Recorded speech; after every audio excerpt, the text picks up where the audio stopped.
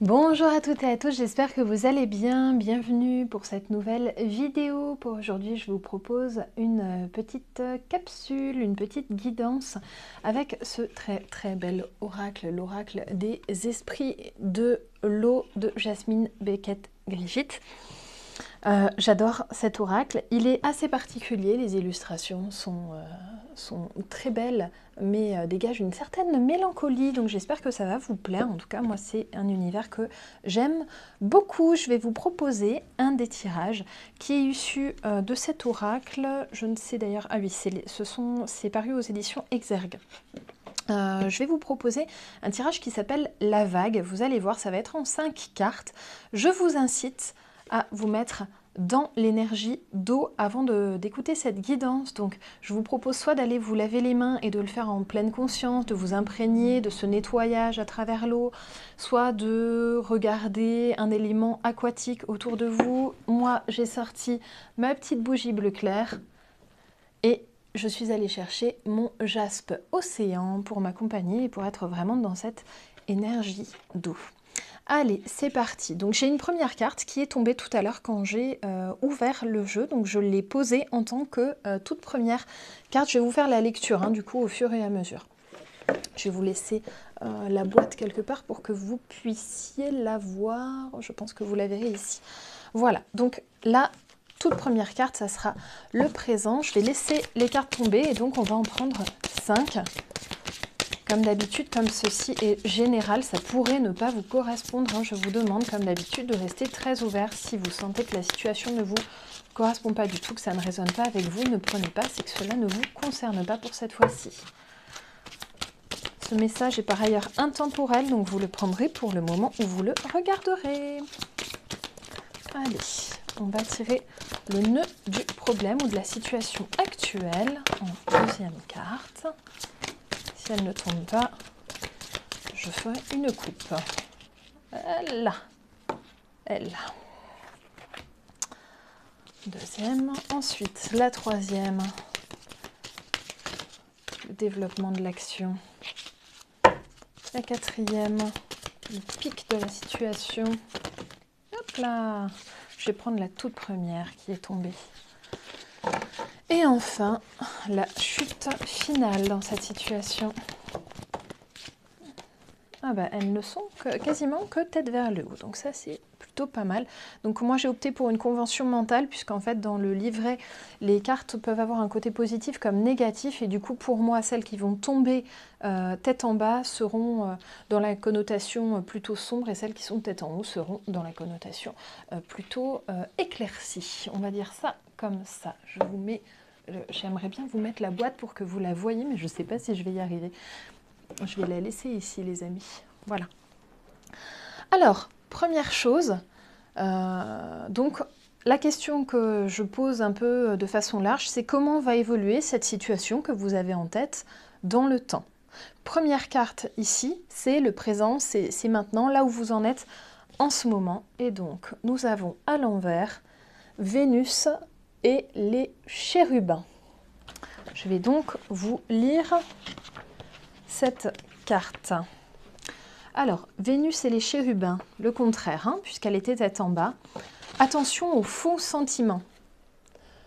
Vous pourrez bientôt vous sentir attiré par une personne nouvelle, mais soyez vigilant. En effet, il est facile de confondre son engouement passager avec l'amour.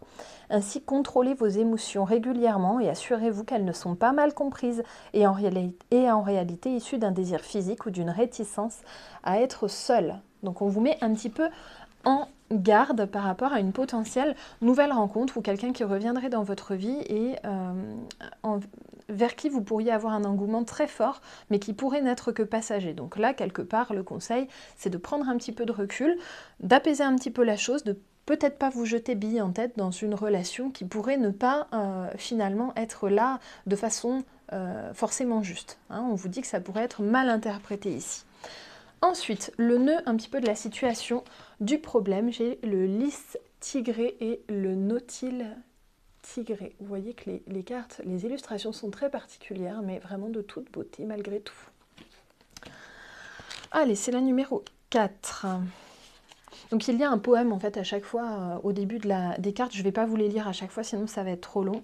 Mais je vous lis au moins la symbolique divinatoire. Embrassez votre féminité. Alors même si vous êtes un homme, hein, que vous soyez une femme à polarité masculine ou féminine, ou que vous soyez un homme à polarité masculine ou féminine, peu importe. Hein. Ici, on vous propose d'embrasser la partie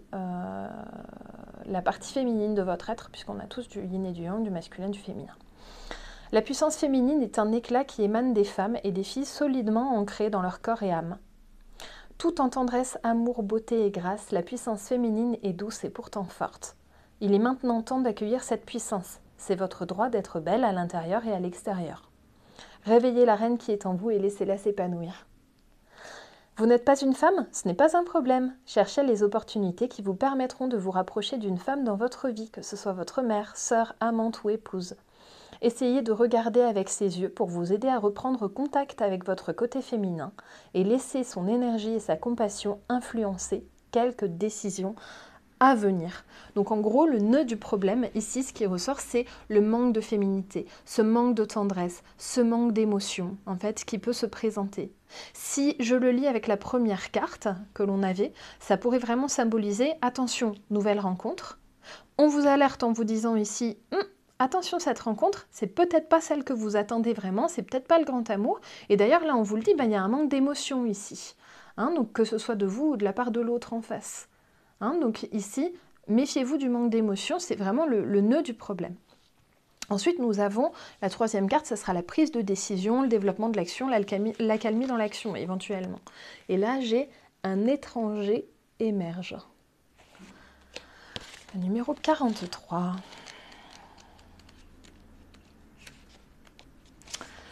Alors, message divinatoire, n'ayez crainte de ce qui est extérieur ou étranger.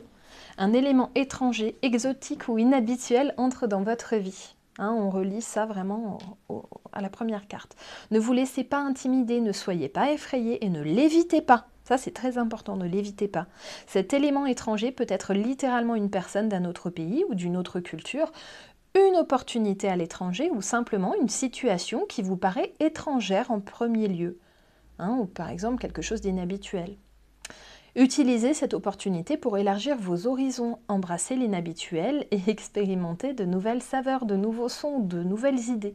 Pensez à relever des défis, par exemple apprendre une langue étrangère ou enquêter sur les traditions culturelles d'un autre pays. C'est peut-être pas pour rien que ça tombe aujourd'hui cette carte-là, avec ce qui est en train de se passer en Ukraine notamment. Bien que cela vous paraisse peut-être intimidant au début, l'élément étranger dans votre vie sera finalement très gratifiant et enrichissant. Cela pourrait déboucher sur une nouvelle passion, ou vous pourriez peut-être même trouver que votre vie s'oriente dans une toute nouvelle direction, pour le moins excitante.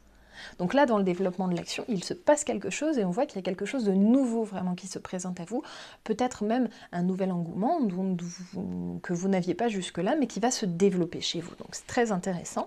Le pic de la situation, ça va être la quatrième carte. Hein. Vraiment, c'est que ce soit pour c'est l'apogée en fait, que ce soit pour le meilleur ou pour le pire. Hein. Donc on va regarder et là nous avons les jours heureux.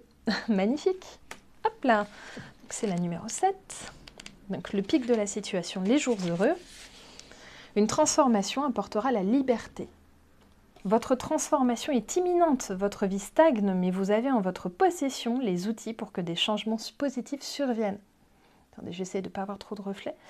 C'est maintenant l'heure de les utiliser. Il se peut que vous fassiez face à des difficultés au cours du processus. Des gens ne sont pas enclins à accepter vos décisions ou votre santé physique vous en empêche, mais soyez persévérants. Visualisez ce que vous souhaitez devenir et ne renoncez pas tant que vous n'avez pas atteint vos objectifs. Là, on vous demande d'être pugnace dans votre façon d'agir. Ne lâchez pas le morceau, c'est ça hein, vraiment l'apogée de la situation, il ne faut pas lâcher le morceau, il faut être un peu obstiné là. Et enfin, la dernière carte, c'est la chute finale, comment ça va évoluer en fin de compte. Hein. Et j'ai les mers alchimiques qui sont sorties. Je vais essayer de vous la montrer en entier. J'ai beaucoup de reflets. Voilà. J'ai éteint la lumière pour ne pas avoir trop de reflets, puis j'ai encore plus de reflets qu'avant. Ça ne me fait pas mon affaire, ça. Le message divinatoire.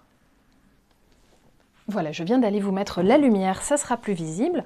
Alors, mes chers alchimiques, pour la chute finale, Le message divinatoire.